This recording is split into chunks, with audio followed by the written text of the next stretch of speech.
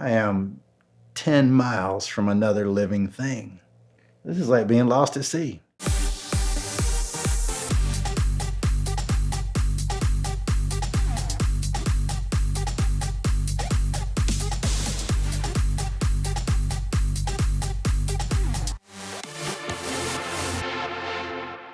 With so much focus on driving ourselves, we often forget the exciting things that can happen when we let somebody else take the wheel. And these are a few stories of times I let somebody else drive that didn't necessarily go the way I had planned. Chronologically speaking, one of the funniest ones was the first time I went to the Bonneville Salt Flats. I had taken my Scout. I've got an old diesel Scout in the diamond with the drive shaft story. I bought it in San Francisco, drove it across country, wanted to go to Bonneville. So I'm out driving around, and it's an amazing place. You've never been to Bonneville or been on these big flat lakes. It is really difficult to describe how far away from everything it is. It's like being in the middle of the ocean, except with salt underfoot.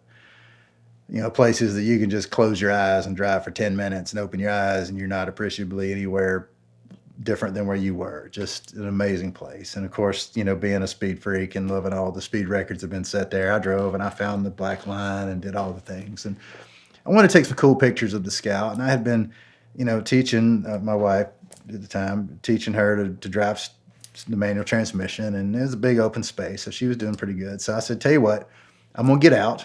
And then I want you to go out, you know, a ways and turn around and then come back by. And I just want to take some cool pictures kind of driving by because she had tried it, but she just wasn't getting the angle I wanted. And rather than trying to talk her through it, I said, you just drive and I'll do it.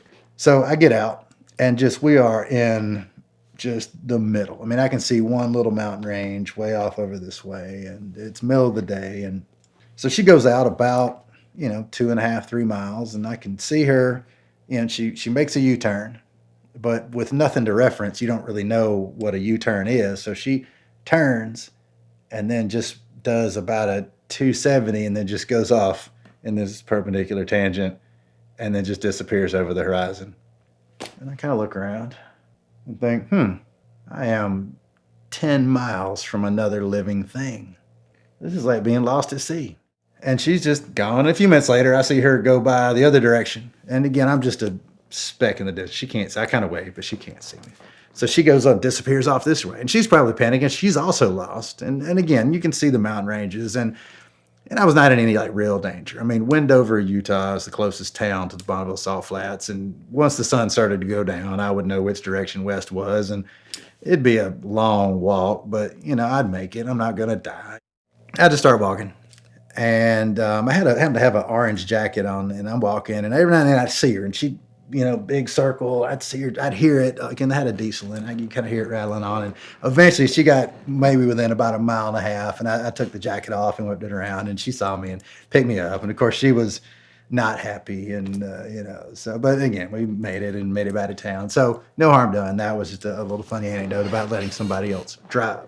A few years after that, after she and I had parted ways, I had gone to New York City with the girl I was seeing. And I had a friend of mine that had lived there for a while. And I don't know if he was pulling my leg or if this was something that people actually did. He said, you need to race taxi cabs. That's a really exciting thing.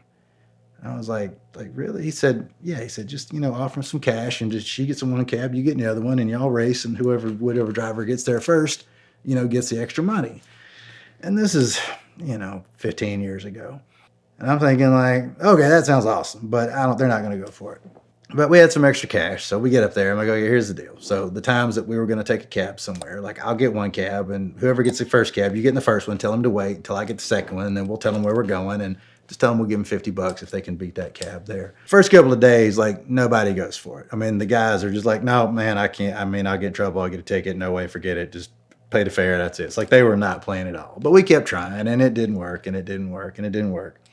But it was the day before our last day there. And we were down at like the south end, like the Battery, I guess. And we were actually staying like up near Columbus Circle, up kind of near Central Park. So we're going home. Like we'd had a couple of close calls. Like I had a guy that would race it, but her guy wouldn't race it. But then, you know, so flag a cab down for her. She gets in the cab.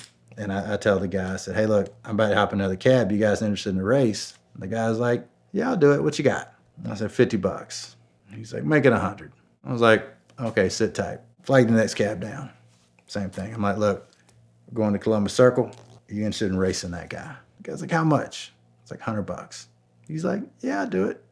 So sure enough, we take off. And now this wasn't some crazy driving on the sidewalk thing, but they both knew where they were going. They took different routes. We get next to him at traffic times. This guy is booking it. I mean, we are swerving in and out of cars. Again, it's not crazy car chase. The guy's not going to go to jail for it, but this was easily the most aggressive cab driving I've ever done. There's no seatbelts in the back. We're like sliding all across. I don't know where she is. She's in her cab. I'm in my cab. We get next to him on one street. They're in the front. He takes another turn. They take a turn, get another one. Anyway, we get back to where our hotel is on the street. We were on the same street coming from opposite directions.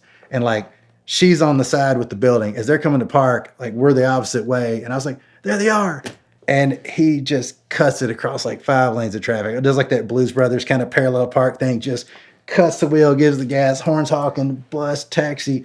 Literally just parallel parks it in front of her car as they're slowing to a stop. I get out. I win. Gave the guy $100. Gave the other guy $50 because it was a close run. And it was a way of wasting some money in a way, but it was totally worth it because that was easily the most exciting cab ride I ever took. The funniest cab ride, however, that I've ever been on. So I'm living in London, England at the time, and my very best friend and travel partner, Vicky, and I go to Paris just for a few days, check it out. We've never really been into the city like that. So we leave from London, drive down to Dover to get onto the Channel train. And the Channel train is pretty exciting too, by the way. You drive onto the train. They kind of put you on the end of it, and each door open, each train car opens to the next one like a big road. So you're driving like a half mile through all these train cars, and it gets up to these ridiculous like NASCAR speeds, and so you're at like NASCAR speed in a train in a tunnel under the ocean. Like it's just crazy. So we don't want to drive all the way into Paris. So we get a hotel on the outskirts near this airport, Charles de Gaulle, and park the car there and just take the train in for the day and to go check things out. The French can be, as Eddie Izzard said, sort of French sometimes. There is a metro tunnel out of the Louvre, and it involves this sort of underground walk for about a half mile, and we time to go. So we walk, and we pass 2 security guards sitting in chairs and walk about a half mile, and discover that the door is chained shut. We turn around and walk back out. And of course they could have said something, but they were just like, yeah, they'll figure it out. So we make it to the train station, and we wait on a train and wait on a train and wait on a train, and eventually discovered that they just decided not to run the last train. So we hustle somewhere else, got on a different train, and finally get back out to the airport. And Charles de Gaulle Airport is pretty much closed at night. It's open, but there's no flights going out, nothing really going on. So it's kind of a ghost town. The airport was probably maybe 3 miles from the hotel. I'm an American. I don't like walking. The guy didn't want us to drive. He wouldn't have given us cars. So I don't really want to walk another 3 miles after walking what felt like 200 miles. So I say, hey, let's get a cab to the hotel. Yeah, that sounds like a good idea. She's tired too. The cabs there are apparently in this big line, and they have like sort of a concierge guy, the doorman, that kind of flags the next cab down. And, they're way up the road. He motions the next guy down. He pulls up. A cab ride from Charles de Gaulle into Paris, where most people go, is like, 50 or 60 euros. And this guy was not happy to discover that we were only going to go like 3 miles, and he was going to have to get back in line again and wait a couple of hours till he gets the next 50 or 60 euro fare. He was a Chinese gentleman, and he was livid, to say the least. We get in the car, give him the address. He just immediately just flies off the handle. Now he is screaming at us in French with a Chinese accent, but he's throwing in English curse words because he can tell that we speak English. And he was doing this thing that like it sounded like he was being electrocuted. Like he was just,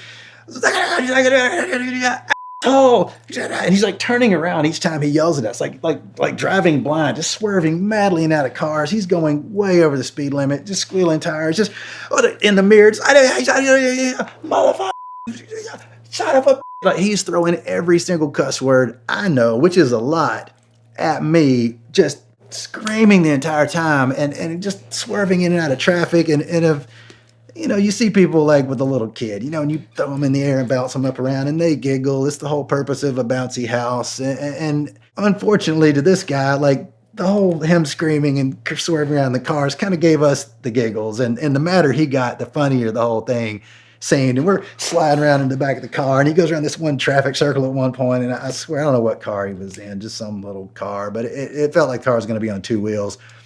But he is just getting madder and madder and madder. And just, we make like 2 full laps around this traffic circle with just the tires just squealing while he is screaming over his shoulder, just frantically cursing at us. Veers off, makes a couple other swerves, almost passes the hotel, just does a crazy U-turn in the road and just like screeches up to a halt in front of the hotel, just still screaming at us in French and cussing at us in English. And we still laughed about that. It's been 6 or 7 years and we still laugh about it to this day. But those are just a few funny times that things can get entertaining when you let somebody else behind the wheel.